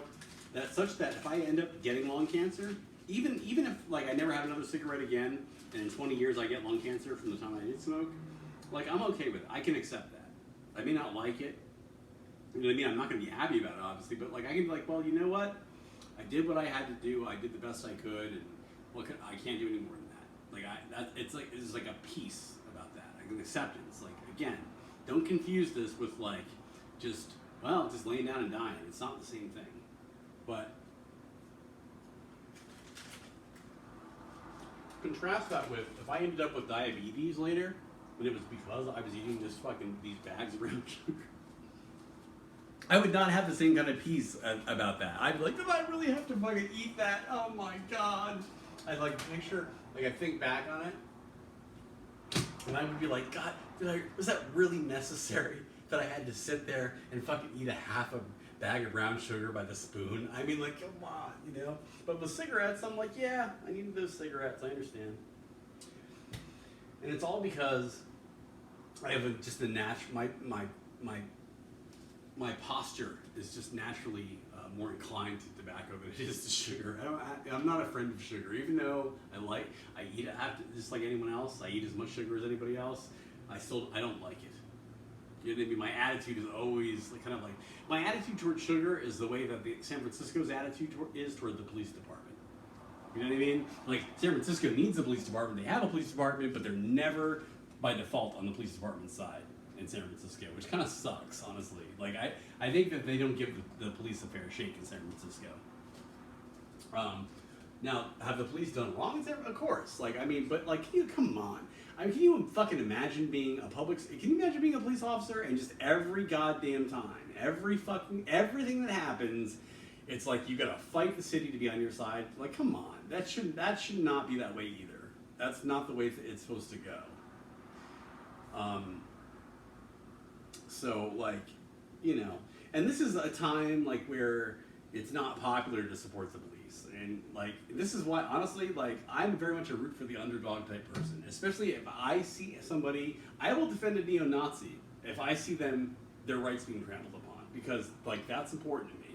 Because, for example, everybody, when it comes to rights, everybody is entitled to rights. And so just because someone has an unpopular opinion or an unpopular view, and it's popular to put somebody down or to ignore their rights, that naturally is who I will immediately spring up to the defense of, because I don't like to see that. That bothers me. So right now it's not at all surprising to me that I'm going to be plugging the police department, because that's not who people are looking out for right now. You know what I mean? I'm going to be the guy that's going to remind everybody that saying Blue Lives Matter is not saying fuck Black Lives Matter. It is not the same thing. It is not the same thing at all, you know? I made a post a couple weeks ago about police. It was totally pro-police, and I made sure that I put in there. I put in Blue Lives Matter, and I put it, Black Lives Matter. I put Black Lives Matter, actually, I think it was, I put that even first, to tell you the truth, just to make a political statement about that. I didn't have to, you know what I mean? I could have put it anywhere in there. Like, and it's always gonna be people that are gonna attribute significance to shit that isn't there, but like that day, I was like, you know what, all right, I'm gonna, you know what I mean? I'm gonna make it the placement significant, there. But I feel like it's important to say that if I didn't, that should not be read as any less at all,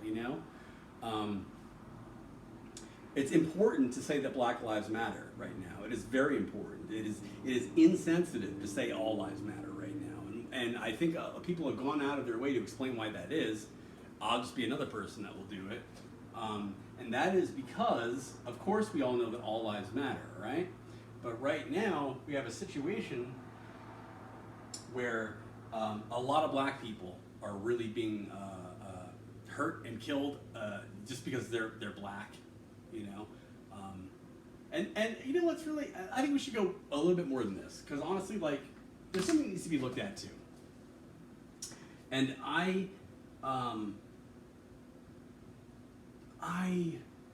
this has been on my mind, and I don't think anyone's really addressed it. And I think because it's a very it's an issue that I can understand why people don't want to address it, because I don't want to address it right now, but that's why I'm going to address it, because it's very, very important. We need to understand it, and this really needs to be understood. If we're to make progress here, if we're to eliminate or further eliminate, as if it's possible to eliminate racism. As long as you have humans, you're going to have racism. What we're trying to do is to minimize, okay, its systemic presence in society. That's the best we can do, okay? Because unless you're down to like have thought police and control people's thoughts or somehow once the technology gets there and make sure that you eliminate like people's right to choose to be a racist, like, which, do you really want to do that? No. I don't think, honestly, like, no. I don't support racism at all, but like eliminating the ability for somebody to decide to be a racist is a completely different thing. All right, and that's scary. So, the best we can hope for is to try to discourage people by our own example of living and what the benefits are of being not a racist person and living a life that respects the dignity of all humans. And some people are not going to be convinced by that, and we have to accept that. But what we don't have to accept is when they start to trample on other people's rights and decide that it's okay to kill them, or that it's okay to like hurt them or deprive them of what they are rightfully due. And that's the problem, all right? Anyway, here's the thing. I'm going to explain this with an analogy because I don't feel comfortable talking about it. The race issue is too sensitive, you know what I mean? And liberal white guys like me that are 41 years old, we are not as hip as like the 20-year-olds that talk about some of these things that they can just talk about in a relaxed way that guys my age are kind of like, oh, is that okay to say that? Oh my, I have a friend of mine, it's kind of comical, I have an old friend of mine who, there's no such thing as a black, he doesn't say someone's black. He's in that era where, for example, like every black person he runs into is an African American, whether or not they're even African American, which is very comical. I make fun of him for that all the time, because like that's just his word for black is African American, and there are tons of black people that we run into that are not African Americans. You know what I mean? Like, and so like, I just think that's kind of comical. But he's so hypersensitive. He doesn't want to offend anybody. You know what I mean? That he comes from that time. I mean, like, let's face it, I can remember when I was a kid, he's a little bit older than me, and that is exactly the era that people were just African American, African American, African American. Now we're back to like calling it, I was gonna say call a spade, which is anyway, but like, I'm glad that we're just back to black people. It's so much, you know what I mean?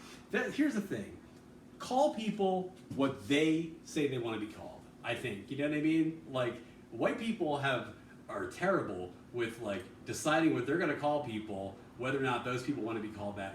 You know what I mean? Like, You know what I mean? Like, for example, I think that Native Americans, like, we've had a ton of different names for them. And, like, sometimes the names that are acceptable for white people to call people, like, that we've decided are offensive, let's say, or not acceptable, like, the group of people they themselves are okay with, and we're like, yeah, no, that's offensive. Like, no, those people said, the very people we're talking about said it's not offensive. Like, you know what I mean? That's how that's a white people type thing that, like, it's ridiculous. White people can be so stupid sometimes, like, just, you know what I mean? Every group of people has their quirks. Every group of people has their quirks. Anyway, so I'm going to use this. I'm going to use homeless people as a metaphor for an issue that's going on with racist black racist issues right now in this country, and that is.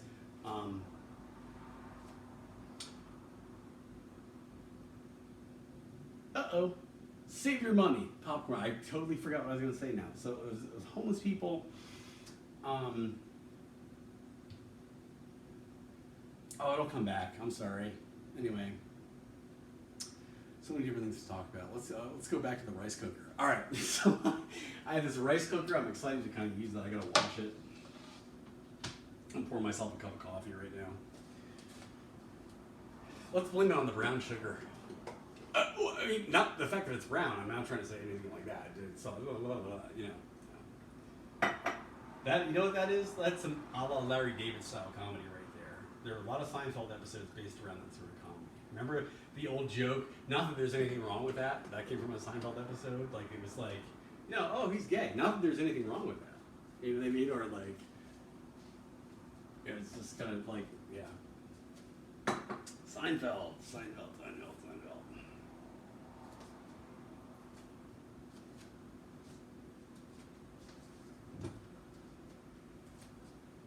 We are talking about everything. We're going all over the place and just touching on here and there and everywhere.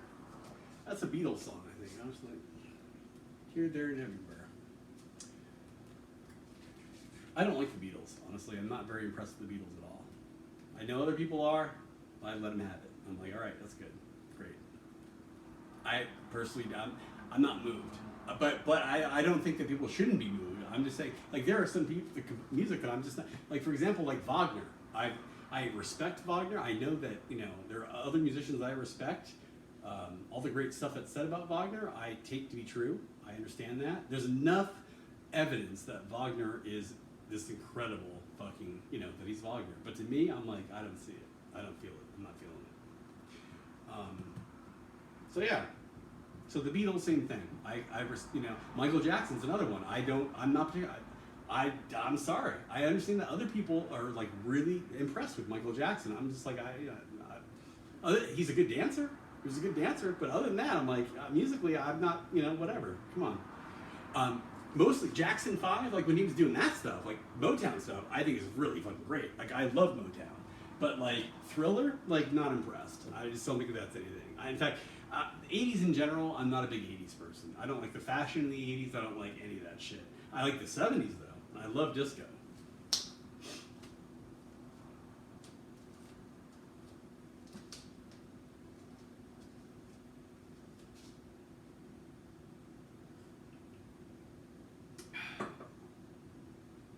But, you know, the king of pop, I mean, Michael Jackson moved a lot of people.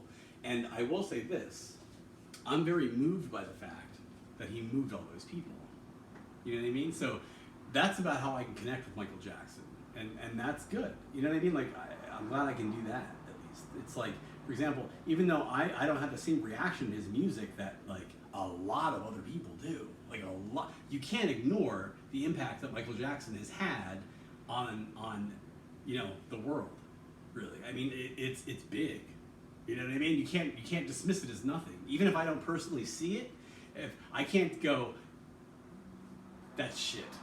You know what I mean? Because I'd be a fucking idiot if I did that. Like, who am I to literally say that I am able to make the decision that somebody that has profoundly impacted millions of people the world over somehow is mistaken and all of those people are wrong? Like, first of all, art doesn't work that way because there is no right or wrong. There's no subjective. I mean, there is no objectiveness in art. Art is all about you know what? If I think it matters, then it does, and period, and that's it. So there's that, you know?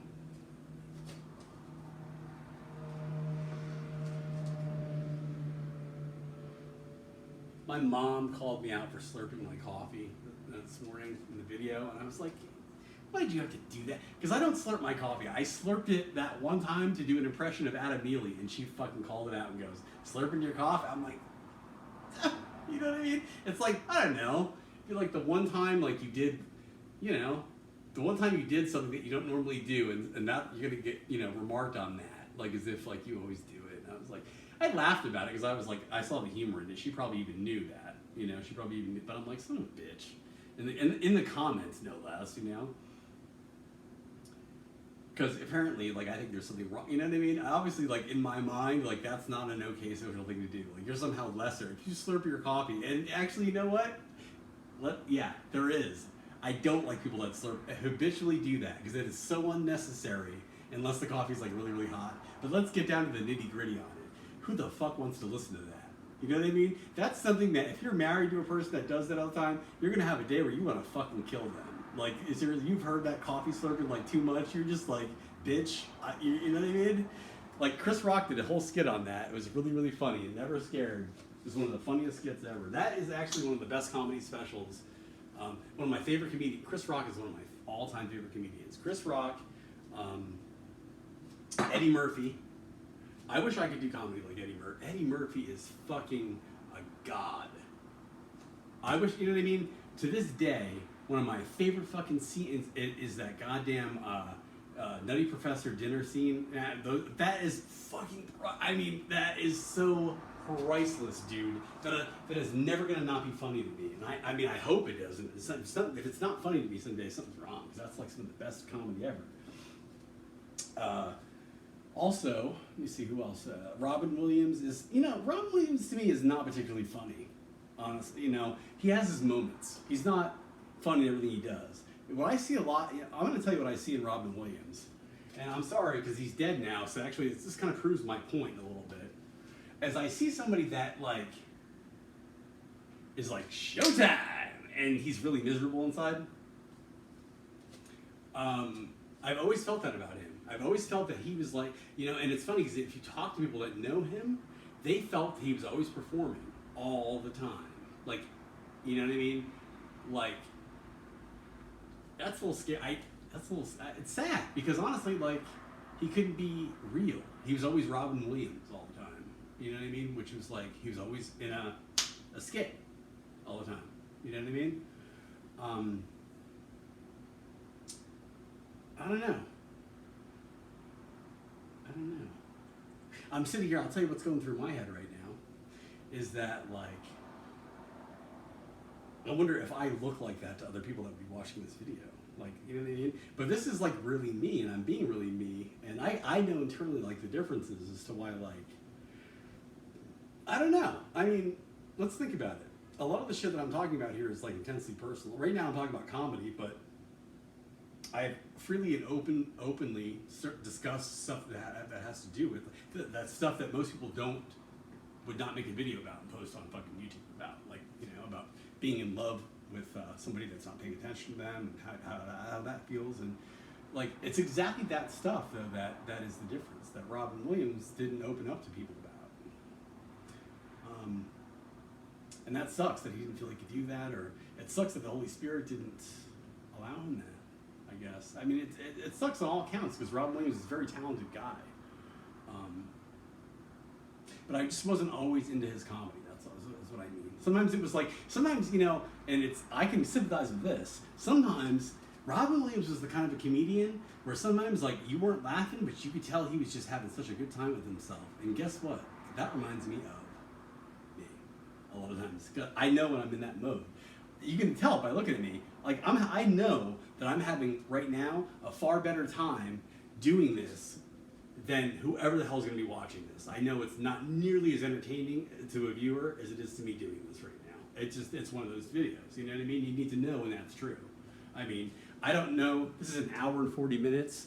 I don't know who the fuck is going to sit here literally and not take their eyes off me for an hour and 40 minutes, basically just doing this. Nobody's going to do that. Nada. I wouldn't do it.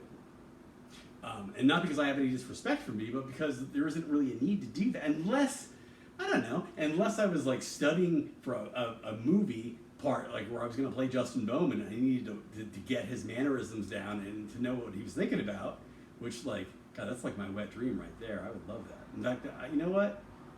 If by some strange stretch of the imagination, like that does happen and like my future understudy or actors like watching this someday, like, glad I could do this for you.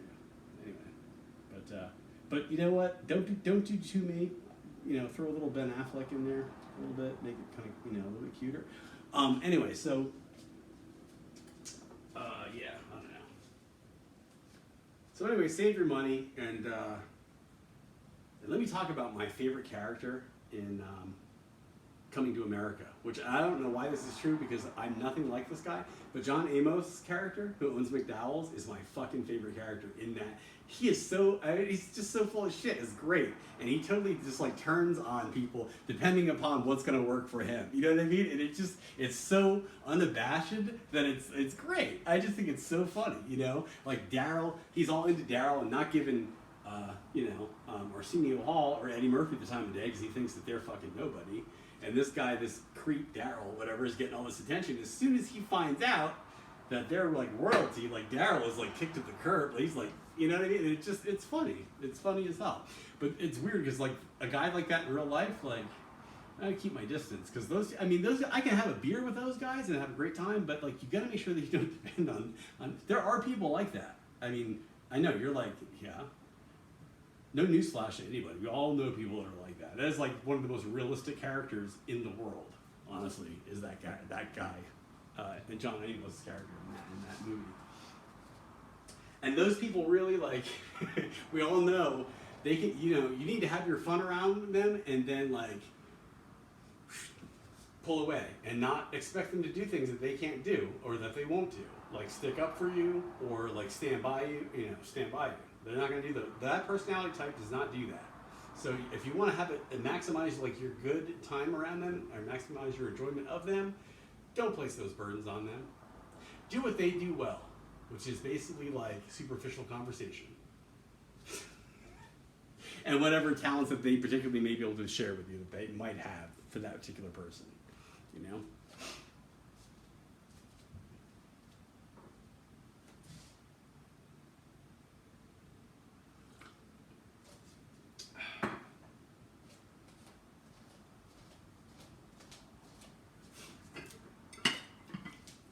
Casserole dish. Kind of cool. I asked for that. I got that.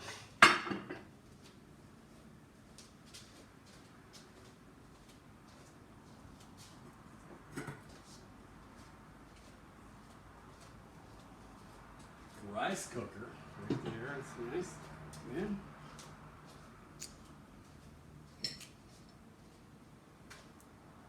You know, shrimp and rice is very nice, but I like oysters and lobsters too. When I get home late at night, I make my favorite dish, fish. If you recognize those song lyrics, you are very fucking old or you're a weirdo like me. It's an Andrews Sisters song from back in the 1940s.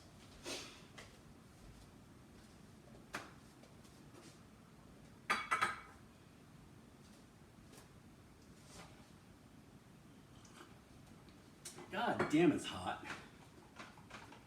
And I'm drinking hot coffee. And I'm so fucking good looking as it is. So it's really fucking hot in here.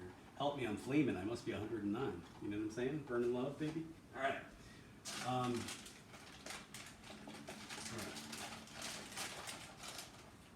Not much is really getting done here, except a lot's getting done.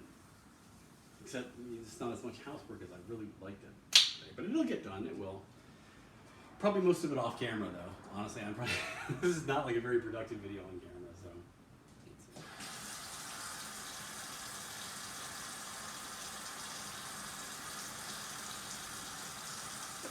Take my watch off again and do these silverwares. I'm gonna open my shirt a little bit. It's hot. It's sticky. I don't really look good. You know what I mean? Like. All right, that's about as good, okay, from that angle thing, because I got a little bit of chunkiness going on here that I need to get rid of. If I don't suck it in, all right, let's just do how I look with no shirt on. Like, all right, not sucking it in like that. Yeah, I don't want to get worse than that, though. It's actually not too bad right now. I mean, I think I was bloated a little bit earlier. I mean, it could be worse. It could be a lot. You know what I mean? All things considered, most Americans are probably fatter than I am right now. So like, I should, but I'm on the way to fat. You can see. Like, look at that. I mean, I like to be heroin addict thin. I really do. Like, if it's up to me, like, I would have a figure like Kate Moss. You know what I mean? Like, that's so. Like, there you go.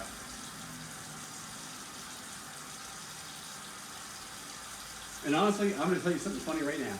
I don't even know what Kate Moss looks like. I just know that she's used as a, like, you know what I mean? As a stick thin. Like, people, like comedians use that name when they're talking about stick thin people. That's about as familiar as Kate Moss is just a fucking name to me. I don't know. I should look her up now. She might be, like, as obese as Roseanne. I have no clue. But, well, now that I did that, I can just leave it open. All right.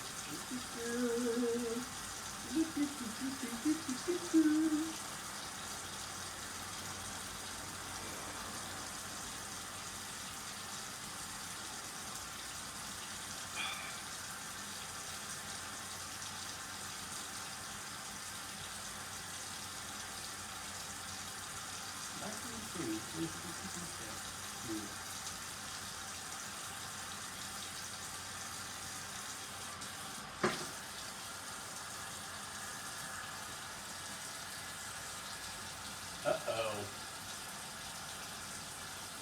Uh-oh.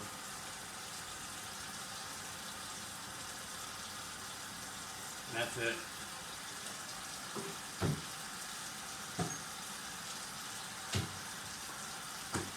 Not good.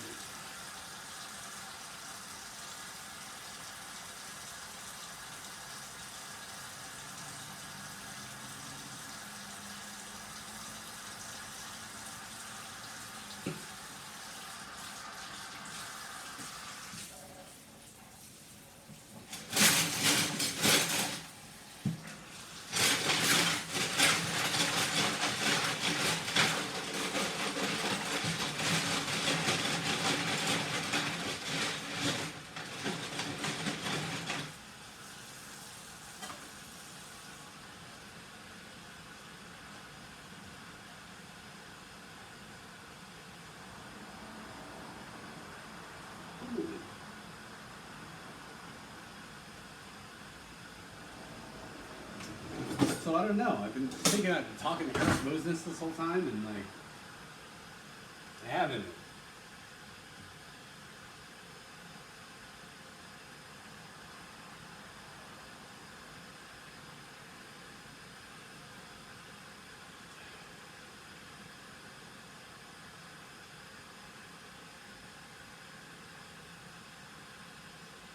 I guess like the way that's going to turn out is, I think anyway, I suspect that it's going to be for good. That you know what I mean? Like I think I have a feeling it's going to turn out okay. Even that, you know what I mean? And it's probably going to be good that he was not following all those methods. You know what I mean? Especially the bad ones in the last day or two. But it makes me just a little sad because like I feel like a lack of I have a strong desire to like connect with him, and that just kind of like tells me that like I wasn't connecting with him. Like, that hurt. I don't like that. Like, no, I feel like this real like I feel the sense of longing for him. Like I miss him. Like I feel like I really miss him. I can feel it, like in my chest. Like I feel like longing for him. And I don't know how to get in touch with him right now. And that, like, that's, if you've ever had that happen, which if you're human, you have, you know what I mean? Like, probably, unless you're a psychopath or something. I don't know, like, but yeah, we've all, probably, I'm gonna grant you some humanness. I hope that you have, okay? And that like, we've all felt that about somebody. Even though I know that there's a lot of people out there that have not. But, like, they're not going to be part of my audience right now. I'm just going to make this blanket thing go. If you're human, you fucking have felt that about somebody, like I have.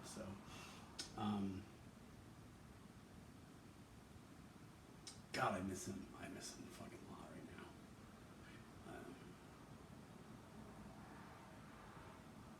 Anyway, so, like, yeah, I do. I still want him to, like, you know what I mean? I want to be able to say that, and then all of a sudden, like, there's a knock at my door, and it's like fucking Eric, like, saw my YouTube video, and just like, it's like, oh my God, I had no idea you felt that way, and hey, what's going on, you know? Like, I can't think of anything better in the world. That would be so fucking cool, but there's, like, real life ain't a movie, you know? Real life ain't a movie. And I'm sitting here going, like, hopefully, okay, is it gonna happen right now? Like, after I say it, like, maybe it will. You never know. You know, I'm a hopeful guy like that. You never know. It's true, but like, no, it's true. It's not gonna. It's a very unlikely to happen. Let's put it that way. It's not impossible, but I don't think that, you know, it's very likely. But I do think that in a more way that is typical of the way things really happen, it will probably resolve itself, and probably in that less exciting, more boring ho-hum way. You know what I mean? Like, you know, sometimes you want the Christmas presents to get under the tree, like, by, like, magically just appearing there. But they actually get there because someone goes out to, like, Target and buys it and brings it home and wraps it and puts it under the tree. And it's like, oh, that's less exciting than the when it just appeared in the tree, you know? And the weird thing is that, guess what, folks? Occasionally, things do just naturally fucking appear on the tree. Now, whether that's actually literally ever happened, I don't know. But I'm speaking in metaphor. But I'm speaking literally in metaphor. Is that, like, for example, things that defy physics do happen.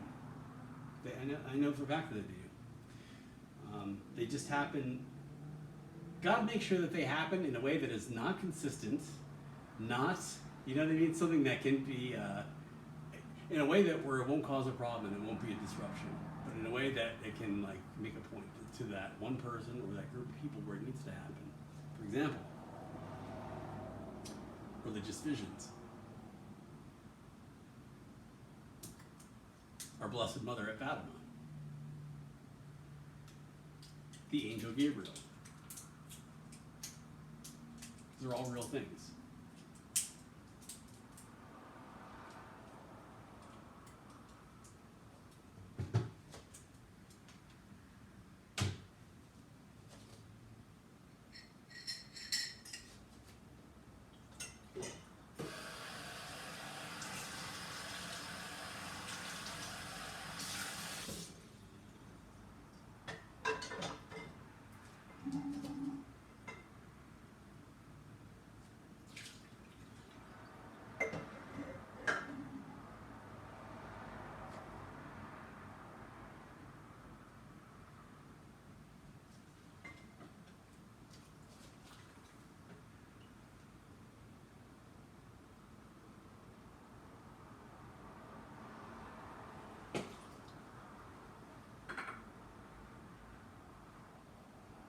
Well, I think for now, we're going on 2 hours of video of me just talking and not even having somebody to talk back. Oh my God! All right, that's typical me, dude. That is typical me right there. Filling up 2 hours at a time with, like, very little dead air time.